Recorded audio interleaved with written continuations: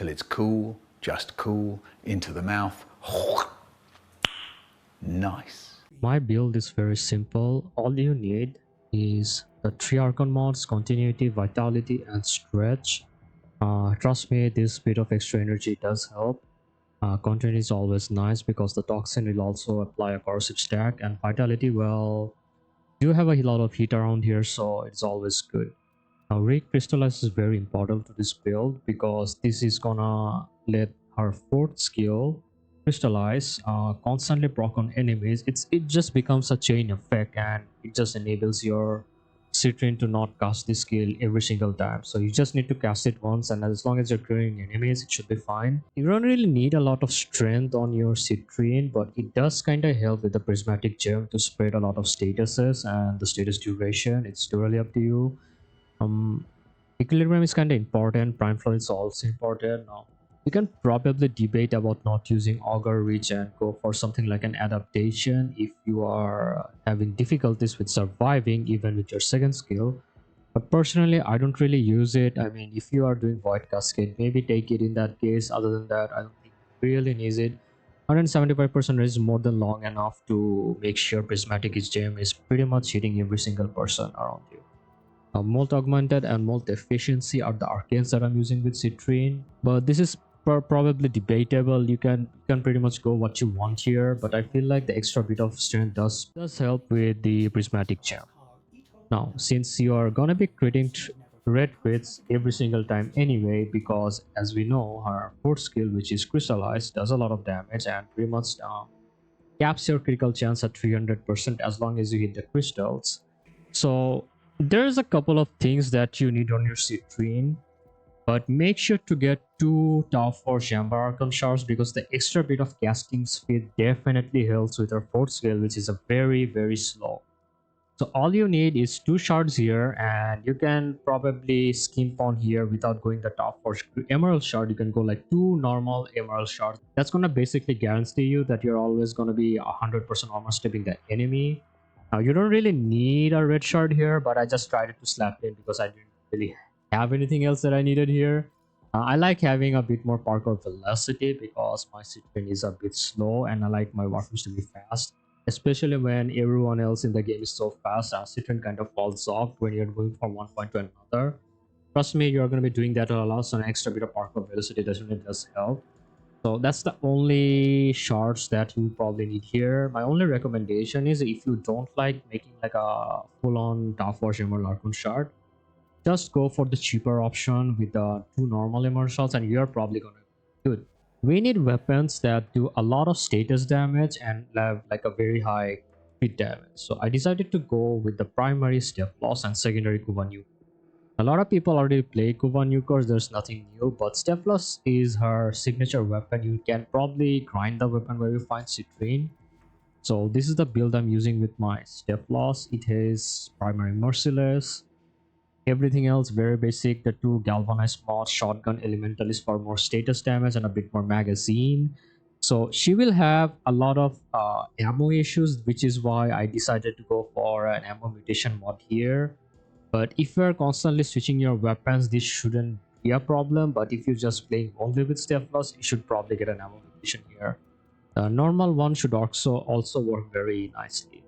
Now, I decided to go magnetic radiation and gas because, you know, more stats is equals to more damage, but you can also go for something else, whatever enemies you're facing. Primary Merciless mostly to get that extra bit of reload speed on my weapon. Now, this is the most fun weapon I've actually played with CITRINE. Trust me, I still cannot get enough of Kuva Nukor, especially because of this arcane, which probably drops from, well, not probably, it only drops from Halvania missions, and you can probably buy it from, I believe, Eleanor. So if you speak to Eleanor, you can probably get this arcane. You don't need a rank 5. Even a rank 0 will do. What this does is it pretty much makes sure your weapon is always critting. And since your crit rate is awfully garbage, and well, it's never gonna run out. But on the other hand, since CITRINE's 4th skill, which is Crystallize, pretty much gives you guaranteed red crits. So you're gonna be resetting a lot with this arcane, but at the end of the day, as you can see on my, you're constantly gonna be creating anime, so it doesn't really fucking matter if it even resets.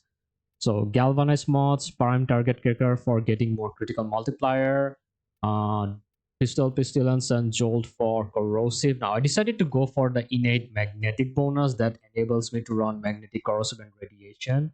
Magnetic and radiation is super good against the new enemies, the Skullrow and the Tech Rod. And as for the last slot, I decided to go Pistol Elementalist for an extra bit of status damage and reload speed. Now, you don't really need Ruinous Extension here, but I found that the weapon basically becomes a Torrid Incarnon, but without the Incarnon part. So it's a very super fun weapon. Do try it out if you don't have it.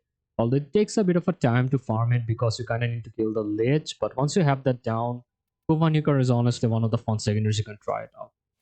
Now, lastly, I am using the Okina Prime with my CITRINE. Now, CITRINE gives so much status by herself, so I decided that I don't really need anything because our Incarnon basically applies cold status effects. So I decided to just slap in one singular toxin mod here so I can do like more barrel damage. Like armor stripping is not an issue. Like I have plenty of damage, so I just decided to slap in whatever I have. Condition overload, very, very good. The pressure point and fury, very was necessary. Blood rush, galvanized steel for some extra critical chance, and quickening to make sure if you don't do a lot of damage with your primary and secondary and you need to get your combo counter up very fast, quickening is the mod for you. And drifting contract for some extra status and combo duration. Now I do have melee exposure here because I like having corrosive damage on my melee strikes, which is always good. And it's pretty much going to be stacked up all the time because you're going to be using skills, but you can go for melee duplicant if you want, or you can go for something else if you want as well. Doesn't really matter, very fun weapon. As for the Incarnon perks, you can go for Synergy Surety, Orkin Reach, and Survivor's Edge. So I'm usually using Unairo nowadays, pretty much everyone, because the extra bit of armor that you get from Stone Skin is very nice with CITRINE. Now, for the last part, I know I've been yapping for a bit. I am using the Nautilus, especially Cordon. Like you can basically skip everything here. All you need is a Cordon and nothing else, and you're pretty much solid for the day. But having extra mods like Duplex Bond, Manifold Bond, and Momentous Bond is always nice because this Momentous Bond reduces your recovery and gives you more elemental damage for your Burglars. Manifold Bond will reduces your companion ability, which is Cordon, which is going to be proccing a lot. Trust me, it's going to be proccing a lot. Assault Mold, very necessary. Vacuum is explainable, and Animal Instinct and Regen. So I decided to go an extra bit of Vitality, although my Nautilus is going to be dying a lot, but at the end of the day, it's going to be respawning as well, so it really doesn't matter. You can go whatever you want on here. Vergless, as I don't have any heat elements on any of my weapons, I decided to go for like a heat viral setup here.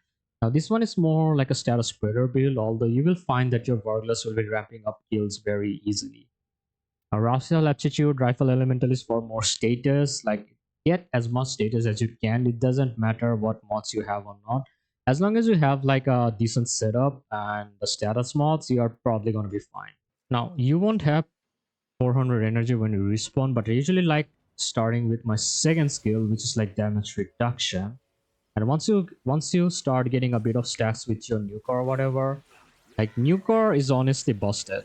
It does so much damage. You can start placing your prismatic gem, and this is gonna constantly apply status. As you can see, like I have like dual status application here. As soon as that gets going, you can start using your fourth skill, and you will see the fun just comes around here. Now this is constant. Like the red crits are so constant, and the enemies are kind of gone, just like that, pretty much gone. You can probably do the same thing for Steflos, and it really doesn't matter. Enemies are gonna be dead either way. So there we go. Once I get some stacks on my Merciless, and we will see the enemies just melt. There's the Cordon.